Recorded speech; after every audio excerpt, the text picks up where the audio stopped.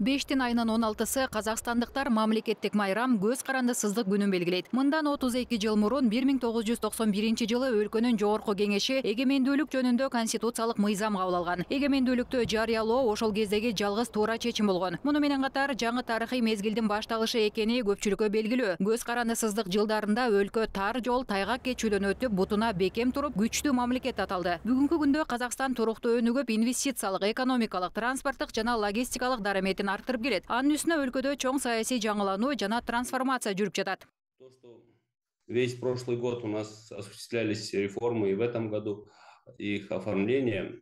Это Өткөнкү жыл реформаларга толгон жыл болду десек болот. Быйыл алар турукташтырылып, айрымдарына түзөтүүлөр киргизилип жатат. Баш мыйзамыбызга да бир катар өзгөртүүлөр киргизилди. Конституциялык сот кайра түзүлүп, жергиликтүү аткаруу органдарынын ыйгарым укуктарына артыкчылык берилди. Ошондой эле шайлоо мыйзамы өзгөртүлүп, мажоритардык депутаттар институту кайтарылды. Учурда район, облустук маанидеги шаарлардын акимдерин шайлоо системасы киргизилди. Буга кошумча мажлис депутаттыгына талапкерлердин дээрлик жарымы бир мандаттуу округтардан шайланды.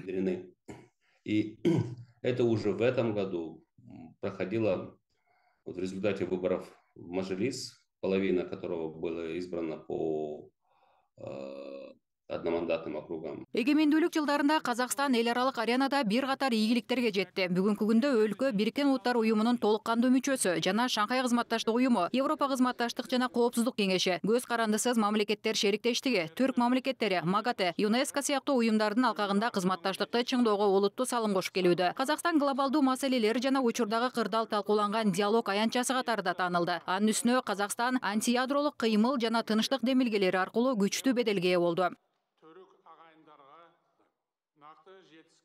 С 91 года 1991 жылдан бери Казакстан Республикасы көп векторлы тышкы саясатты жүргүзүп келет. Убакыт көрсөткөндөй, ар кандай геосаясий кырдаалда мындай саясат дүйнөнүн кайсы гана өлкөсү менен болбосун, достук жана кызматташтык мамилелерди орнотууга жардам берет. Анын үстүнө Казакстандын президентинин 2023 жылдагы жолугушууларын эске алсак, бул биздин беделибиздин айкын көрүнүшү. Ички саясат да унутта калбайт. Себеби биз ар дайым мамлекеттик органдарда болобу, жергиликтүү өз алдынча башкаруу органдарында болобу, элдин кызыкчылыгы үчүн эң натыйжалуу ыкмаларды издеп келебиз. Системы управления